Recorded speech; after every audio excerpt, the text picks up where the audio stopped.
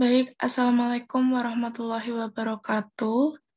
Kami dari kelompok 6, yaitu beranggotakan saya sendiri, Herta Desti Prakasiwi, ada Prasetya Raras Rosdiani, Khoirotun Nikmah, Rafifah Maharani, Ardi Noval Adyaksa, Rizky Prihartati, Mutmainah Farida Ridwan, Alek Kumara, dan Bagus Nudianto.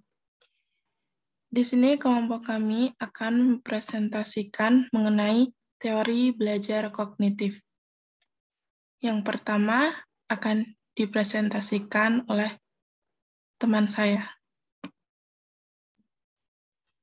Baik, terima kasih untuk moderator. Untuk slide pertama yaitu pandangan tentang belajar. Pikiran yang berada pada diri manusia adalah alat yang sangat bermanfaat dalam pembuatan makna dari suatu objek atau stimulus. Dari setiap milidetik, manusia melihat, mendengar, merasakan sesuatu, dan pada saat itu juga dia memutuskan apa yang sedang diamatinya. Menghubungkannya dengan apa yang telah diketahui sebelumnya, dan membuat keputusan apakah objek yang telah diamati itu perlu disimpan atau dilupakan begitu saja. Psikologi kognitif menyatakan bahwa perilaku manusia tidak ditentukan oleh stimulus yang berada di luar dirinya, melainkan oleh faktor yang ada pada dirinya sendiri. Faktor-faktor internal itu berupa kemampuan atau potensi yang berfungsi untuk mengenal dunia luar, dan dengan pengenalan itu manusia mampu memberikan respon terhadap stimulus. Berdasarkan pada pandangan itu, teori psikologi kognitif memandang belajar sebagai proses pemfungsian unsur-unsur kognisi, terutama unsur pikiran, untuk dapat mengenal dan memahami stimulus yang datang dari luar. Dengan kata lain, aktivitas belajar pada diri manusia ditekankan pada proses internal dalam berpikir, yakni proses pengolahan informasi. Untuk slide selanjutnya akan dijelaskan oleh rekan saya. Baik, terima kasih. Untuk slide selanjutnya yakni tentang teori belajar pengolahan informasi. Teori belajar pengolahan informasi atau biasa disebut dengan Information Processing Learning Theory ini memandang aspek lingkungan memegang peranan penting dalam belajar. Teori belajar pengolahan informasi sebagaimana dijelaskan oleh Breines pada tahun 1996 memandang belajar sebagai suatu upaya untuk memproses, memperoleh, dan menyimpan informasi melalui short-term memory atau biasa disebut dengan memori jangka pendek, dan long-term memory biasa disebut dengan memori jangka panjang. Dalam hal ini, belajar terjadi secara internal dalam diri peserta didik. Kemudian, untuk pengolahan informasi menunjuk kepada cara mengumpulkan atau menerima stimulus dari lingkungan, mengorganisasi data, memecahkan masalah, menemukan konsep-konsep dan pemecahan masalah, serta menggunakan simbol-simbol verbal dan non-verbal. Teori ini berkenaan dengan kemampuan memecahkan masalah dan kemampuan berpikir produktif, serta berkenaan dengan kemampuan intelektual umum atau biasa disebut dengan general intellectual ability. Next. Untuk landasan penting teori belajar pengolahan informasi, yakni dibagi menjadi 3 poin. Yang pertama ada prior knowledge atau biasa disebut pengetahuan awal. Yang kedua ada rancangan tujuan berorientasi kognitif, dan yang ketiga ada umpan balik atau feedback. Untuk slide selanjutnya akan dilanjutkan oleh rekan saya. Baik, terima kasih. Yang kedua ada memori jangka pendek STM dan memori kerja WM. STM adalah sistem penyimpanan yang mampu menyimpan sejumlah informasi selama beberapa detik. Demikian pula, STM merupakan bagian dari memori di mana suatu informasi pada akhirnya dipikirkan untuk disimpan. Apabila seseorang berhenti memikirkan informasi yang baru masuk, maka informasi akan segera hilang dari STM-nya. Sedangkan WM seperti alas atau papan penggaris yang digunakan untuk mengerjakan mental aritmatika atau kegiatan lain seperti membuat daftar orang-orang yang diundang ke pesta. Informasi yang masuk ke dalam STM dapat berasal dari STSS atau dari LTM. Informasi yang berasal dari STSS dan LTM kadang-kadang masuk secara bersamaan. Misalnya kegiatan ketika seseorang melihat burung perkutut, STSS mengirim banyak bayangan burung perkutut ke dalam STM. Salah satu cara untuk menyimpan informasi ke dalam STM adalah memikirkan atau mengucapkannya secara terus-menerus. Proses mempertahankan informasi di dalam STM melalui pengulangan disebut rehearsal. Dalam proses pembelajaran di kelas, pendidik harus memberi waktu kepada peserta didik agar memiliki kesempatan untuk melakukan rehearsal. Mengajar terlalu banyak informasi dan terlalu cepat tidak akan efektif karena peserta didik tidak memiliki kesempatan melakukan rehearsal pada setiap bagian informasi yang harus disimpan di dalam memorinya. Akibatnya, informasi yang hadir belakangan akan mendorong keluar informasi yang telah ada di dalam STM. Selanjutnya akan disampaikan oleh rekan saya. Baik, terima kasih.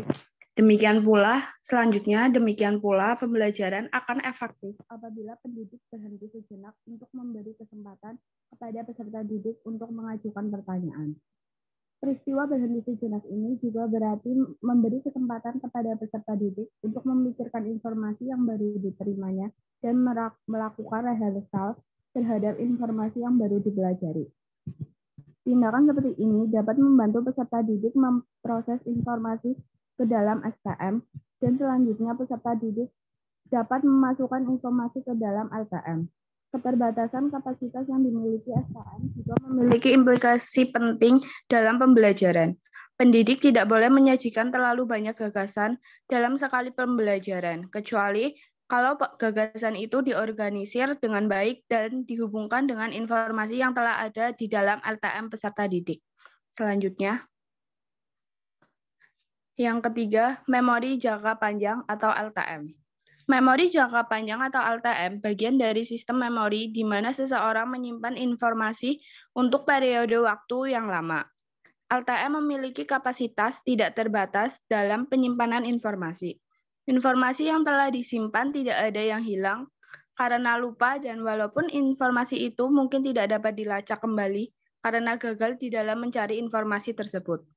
Para pakar teori belajar menyatakan bahwa setiap orang tidak pernah melupakan informasi yang telah ada di dalam LTM. Para teorisi belajar kognitif membagi memori jangka panjang ke dalam 3 bagian, yaitu yang pertama, memori episodic atau episodic memory. Adalah memori tentang pengalaman personal, yakni semacam gambaran mental mengenai sesuatu yang telah dilihat atau didengar. Yang ketiga, memori semantik atau semantic memory. Berisi tentang fakta dan informasi tergeneralisasi yang telah diketahui sebelumnya. Konsep-konsep, prinsip, dan cara menggunakan informasi tersebut, serta keterampilan pemecahan masalah dan strategi belajar. Dengan kata lain, dalam proses penyandian semantik, informasi yang disimpan didasarkan pada arti kata yang menggambarkan suatu peristiwa dan konteks penggunaannya. Yang ketiga, memori prosedural, procedural memory. Menunjuk pada pengetahuan tentang cara mengerjakan sesuatu atau know-how, terutama dalam tugas-tugas fisik. Jenis memori ini disimpan di dalam serangkaian pasangan stimulus respon. Kemampuan mengendarai mobil, mengoperasikan komputer, atau bersepeda adalah contoh-contoh keterampilan yang tersimpan dalam memori prosedural. Yang selanjutnya, memori episodik. Semantik dan prosedural memiliki perbedaan dalam cara menyimpan dan mengorganisir informasi. Informasi dalam memori episodik disimpan dalam bentuk bayangan yang diatur berdasarkan kapan dan bagaimana peristiwa itu terjadi. Informasi dalam memori semantik diatur dalam bentuk jaringan sejumlah gagasan oleh Piaget disebut skema. Selanjutnya disampaikan oleh rekan saya.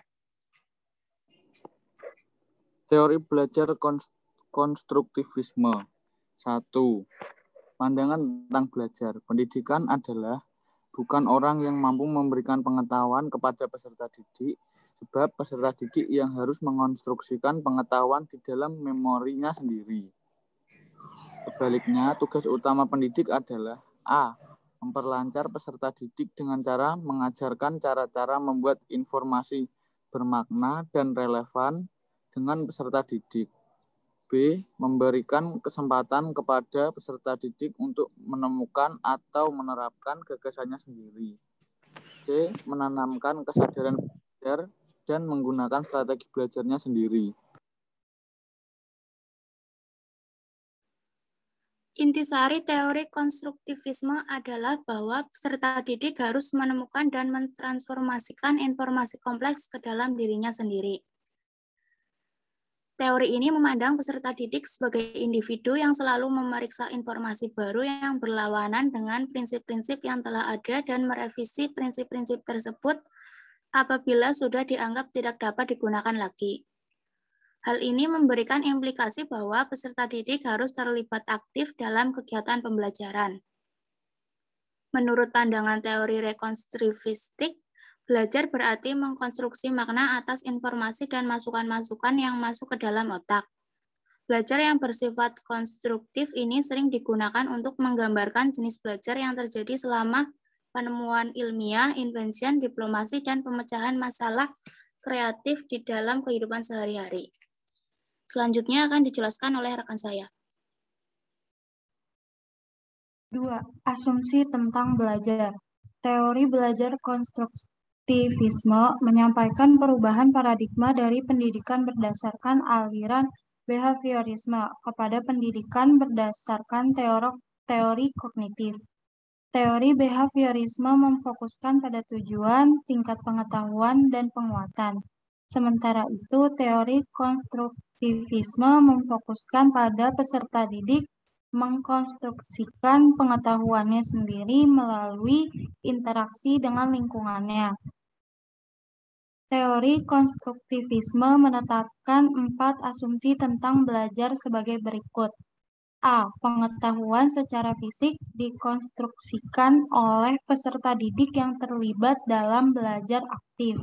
B. Pengetahuan secara simbolik dikonstruksikan oleh peserta didik yang membuat representasi atas kegiatannya sendiri. C. Pengetahuan secara sosial dikonstruksikan oleh peserta didik yang menyampaikan maknanya kepada orang lain. D. Pengetahuan secara teoritik dikonstruksikan oleh peserta didik yang mencoba menjelaskan objek yang tidak benar-benar dipahaminya. Selanjutnya akan disampaikan oleh rekan saya.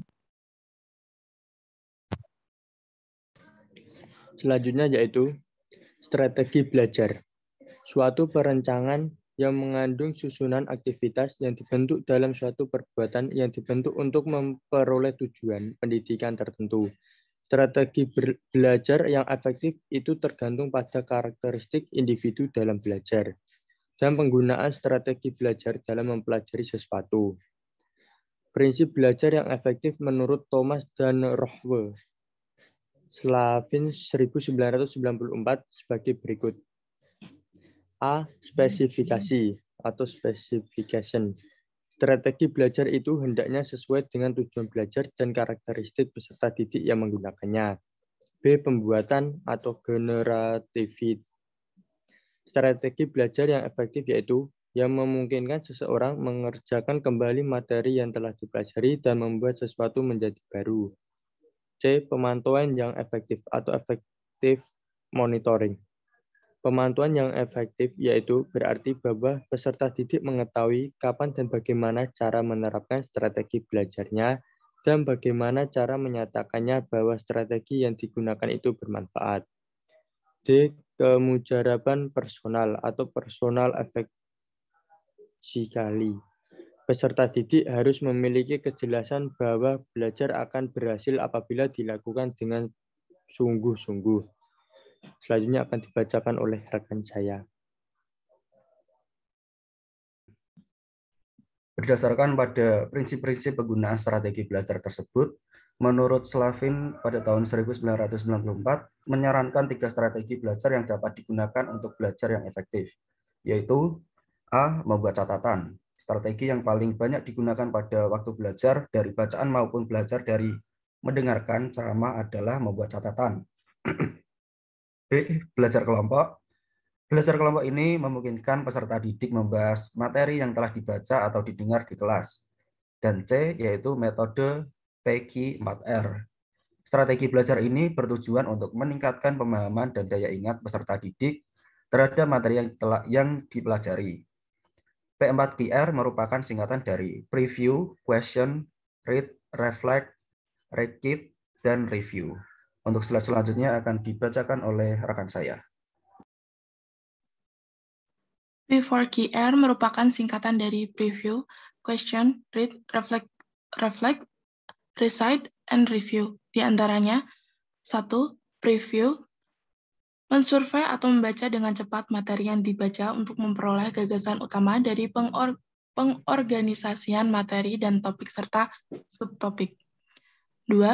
Question, membuat pertanyaan untuk diri sendiri mengenai materi yang akan dibaca dengan menggunakan 4W dan 1H. 3. Read, membaca materi, susun jawaban atas pertanyaan yang telah dirumuskan pada saat membaca. 4. Reflect on the material, memahami dan membuat kebermaknaan informasi yang disajikan dengan cara A. Menghubungkan materi yang sedang dibaca dengan pengetahuan yang telah dimiliki.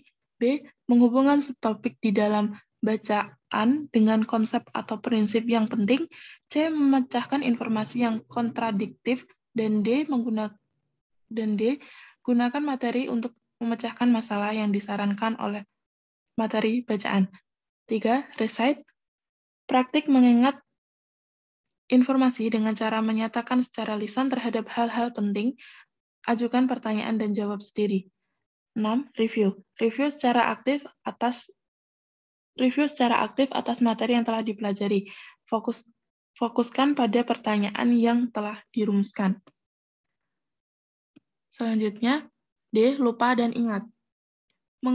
Mengapa seseorang mengingat sesuatu dan melupakan yang lain? Mengapa seseorang dapat mengingat hal sepele yang terjadi setahun yang lalu, namun lupa terhadap suatu yang penting yang terjadi pada hari kemarin? Kebanyakan peristiwa lupa terjadi karena informasi dalam STM tidak pernah ditransfer ke LTM. Tetapi bisa juga terjadi karena seseorang kehilangan kemampuannya dalam mengingat informasi yang telah ada di dalam LTM. Salah satu alasan penting orang mengalami lupa adalah karena faktor interferensi. Interferensi terjadi apabila informasi bercampur dengan atau bergeser oleh informasi lain. Salah satu bentuk interferensi adalah ketika orang mengalami hambatan dalam melakukan rehearsal atas informasi yang dimiliki karena adanya informasi lain. Interferensi itu terjadi dalam dua bentuk, yaitu 1. Interferensi retroaktif atau gangguan retroaktif terjadi ketika seseorang tidak dapat mengingat informasi lama karena informasi baru menghalangi pengambilannya. Dengan kata lain, ingatan baru mengganggu pengambilan ingatan lama. Gangguan retroaktif sering dialami oleh pelajar maupun mahasiswa. Saat telah mempelajari bab baru, pelajar atau mahasiswa seringkali lupa dengan bab-bab yang telah dipelajari sebelumnya. 2. Interferensi proaktif atau gangguan proaktif terjadi ketika seseorang tidak dapat mempelajari informasi baru karena informasi lama menghalangi pengambilannya. Dengan kata lain, ingatan lama mengganggu pengambilan ingatan baru. Ingatan yang lebih lama seringkali lebih kuat dikodekan dalam ingatan jangka panjang karena individu memiliki lebih banyak waktu untuk mengunjungi kembali dan melatihnya. Akibatnya, mereka lebih mudah diingat daripada ingatan yang dibuat baru-baru ini. Contoh interferensi proaktif adalah Anda mencoba mempelajari bahasa Sunda, tetapi sebelumnya Anda telah lancar berbahasa Jawa. Anda mungkin sering kali mengingat kata-kata bahasa Jawa dan tidak sengaja atau sudah terbiasa mengucapkan kata-kata bahasa Jawa daripada bahasa Sunda. Berikut presentasi dari kelompok kami, yaitu kelompok 6. Apabila ada kritik, masukan, maupun saran, bisa disampaikan di kolom diskusi, dan silakan jika ada yang ingin bertanya, bisa disampaikan di kolom diskusi. Kami dari kelompok 6, pamit undur diri. Sekian, terima kasih. Wassalamualaikum warahmatullahi wabarakatuh.